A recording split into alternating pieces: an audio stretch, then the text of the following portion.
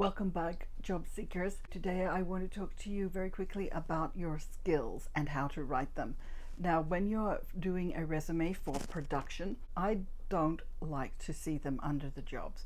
Your production resume is always going to be credits based. You don't need to say that you are a PA on a movie and then list all the skills of the PA under that credit. The reason is that, trust me, the UPM, the line producer, the production coordinator, and the head of your department all know what your job duties are. Sometimes you want to be sure that they know that you are qualified for the job, especially if it's a job, for example, in the production office.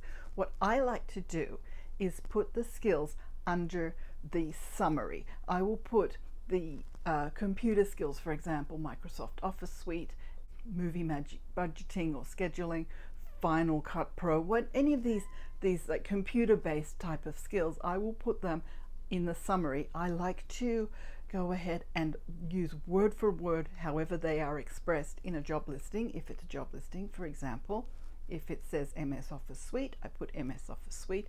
If it puts Microsoft Office Suite, I write out Microsoft Office Suite. And if it lists the particular parts of that, Excel, Word, PowerPoint, I go ahead and I list them as well. This is, for the ATS, but also it shows that I was paying attention to the listing. The other thing is that you will see that some listings will say things like proficient in, or they might say high proficiency in, or they might say fluent with, or some other similar phrase. Again, I take that phrase word for word, and that is one of the easiest customizations to do. Just look and see what those skills are. However, there are a whole lot of basic skills that you don't need to put. You don't need to put if you're a runner or a production assistant. You don't need to put that you can do filing or simple office work or any of those things. They'll know. They know if you have a credit as a production assistant in the past, they know that. Now, the only other question is to do with things like the camera department and particular tools. Sometimes you will know that someone is looking for someone who can use a particular camera, maybe the red camera or whatever it might be.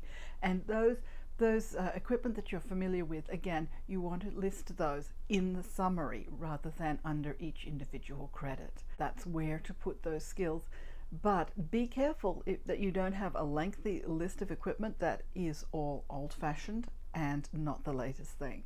If you don't have skills with the most modern and up-to-date equipment, see if you can take a course. A lot of times the vendors offer courses, and there are also a lot of online courses that give you familiarity with the equipment even if you haven't actually used it. And then you can use that wonderful phrase familiar with in your job skills listing, which goes at the summary. Please subscribe, ring the little bell for the next notifications, and I'll see you soon.